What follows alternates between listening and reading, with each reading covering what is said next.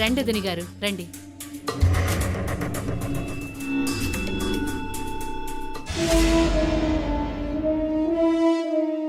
రండి పంతులు గారు రండి. చంద్రిక, ఏంటమ్మా ఇదంతా? ఎవరు వీళ్ళు? చెప్తానన్నయ్య, పంతులు గారు వస్తే ఒక పని అయిపోతుంది. చంద్రిక, పంతులు గారు వచ్చేసారు. రండి రండి. నమస్కారం అండి. నమస్కారం అమ్మా. నమస్కారం. నమస్కారం. పంతులు గారు, దగ్గరలో ఏదైనా మంచి ముహూర్తం ఉంటే అది ఖాయం చేసే లగ్నపత్రిక రాయించండి. లగ్నపత్రిక ఏంటమ్మా ఈ డెకరేషన్ ఏంటి, పూలు పళ్ళేంటి, పంతులు గారు రావడం ఏంటి? నాకైతే ఏం అర్థం కావడం లేదు.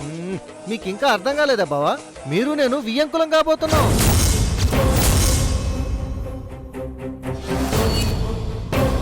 నిన్న జై మాట్లాడిన మాటలకు నీ మనసు ఎంత బాధపడిందో నాకు తెలుసన్నయ్య. వాడిని అలాగే వదిలేస్తే వాడు మన జై జారిపోతాడు. అందుకే నేనొక నిర్ణయానికి వచ్చాను. నన్ను చిన్నప్పటి నుంచి ఒక చెల్లెలుగా కాకుండా కూతురుగా చూసుకుంటూ వచ్చావు. ఏమిచ్చి నీ రుణం తీర్చుకోగలను? పెళ్లి చేస్తే జై కుదురుగా ఉంటాడు అనుకున్నాం కదా. ఎవరో బయట పిల్లొస్తే వాణ్ణి ఎలా చూసుకుంటుందో ఏమో. అందుకే మన స్వప్న అయితే పువ్వుల్లో పెట్టి చూసుకుంటుంది. అదీ కాక స్వప్న మీ కళ్ళ ముందే పుట్టి పెరిగిన పిల్ల.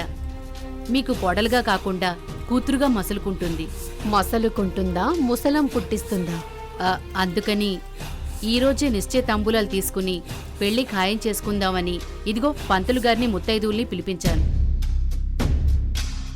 మనం తాంబూలాలు మార్చుకుంటే పెళ్లికి ముహూర్తాలు పెట్టేసుకోవచ్చన్నయ్య. అది కాదమ్మా, అమ్మమ్మకు ఒక మాట చెప్పి. ఇంకేం చెప్పకన్నయ్య. నాకు పెళ్లి చేసి నన్ను మా ఆయన్ని నువ్వింట్లో పెట్టుకుని నా మీద నీకున్న ప్రేమను చూపించావు. ప్రతిఫలంగా నా కూతుర్ని ఇంటి కోడలుగా మీకు సేవలు చేయించి కృతజ్ఞతలు తెలుపుకోవాలా వద్దా?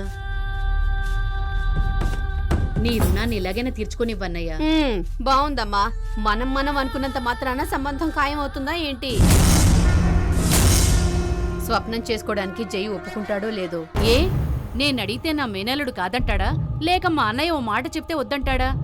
జై తండ్రి మాట ధిక్కరించిన శ్రీరాముడే కాని తల్లి తల నరికిన పరశురాముడు కాదులే వదినా. పొగిడిందా తిట్టిందా?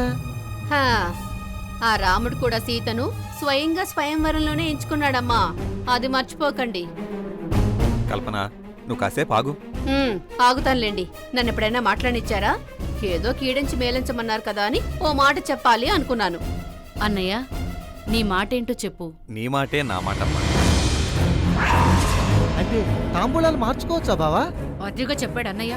పంతులు గారు ఇవ్వండి. పంతులు గారు, ఆ ఉపోద్ఘాతం ఏదో చదివేయండి. అలాగే అమ్మా. శుక్లాంబరధరం విష్ణుం శశివర్ణం చతుర్భుజం ప్రసన్నవదనం ధ్యాయేత్ సర్వవిఘ్నోపశాంతయే.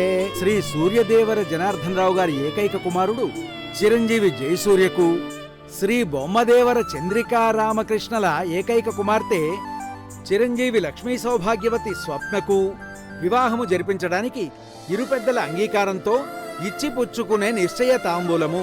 అమ్మా, ఇరువురు తాంబూలాలు మార్చుకోండి. తీసుకోండి కల్పన, అమ్మా.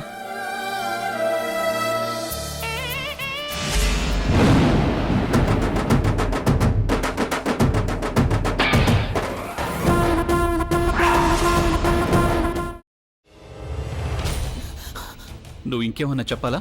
ఇంకేమన్నా అబద్ధం చెప్పాలనుకుంటే చెప్పేయి. నేను చూడాలనుకుంటున్నాను నన్ను మోసం చేయడానికి నువ్వు ఎంత నీచానికి దిగజారగలవు అని. ఎందుకు ఆలియా, ఎందుకు నువ్వు ఇలా చేసావు? నీకు తెలుసు కదా, నానమ్మ తర్వాత నీ ఒక్కదానిని కదా నేను పూర్తిగా నమ్మేది. ఏమన్నావు నువ్వు? ఈ మధ్య అన్నిటినీ మర్చిపోతున్నావా? అది చాలు. వాటిలో ఉన్న శక్తి విషయాన్ని గ్రహించి మనకు వివరిస్తాయి.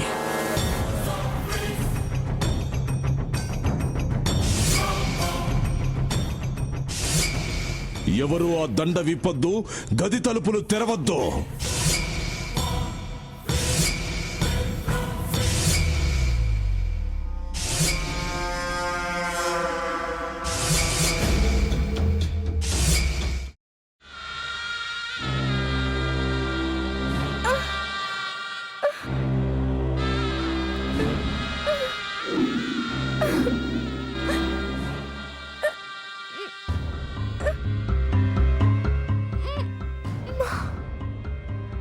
బాబాయ్ వద్దు బాబాయ్, నేను చేయొద్దు బాబాయ్, ప్లీజ్ బాబాయ్. నీకు నిజం తెలిసినప్పుడే నా ఆలోచనలో నువ్వు చచ్చిపోయావు. అబ్బా ప్లీజ్ కొంచెం తినండి ప్లీజ్. భీమారావు గారు, మీరా? ఇగో మీరా కాదు సక్కుబాయ్. అవును, మీ పనామే లేచిపోయిందని చెప్పి కంప్లైంట్ ఇచ్చినావు కదా. రేయ్, ఆయన కంప్లైంట్ ఇచ్చింది లేచిపోయిందని కాదు, కనిపించడం లేదు అని. అట్లానా? సరే మేడం. ఇడియట్. ఆ వంట మనిషి పేరేంటన్నారు? రత్తాలు మేడం. ఏం పెద్ద మంచి, నీ వంట మంచిని కూడా మేడం అని పిలుస్తావా? రేయ్ హాఫ్ బ్రెయిన్,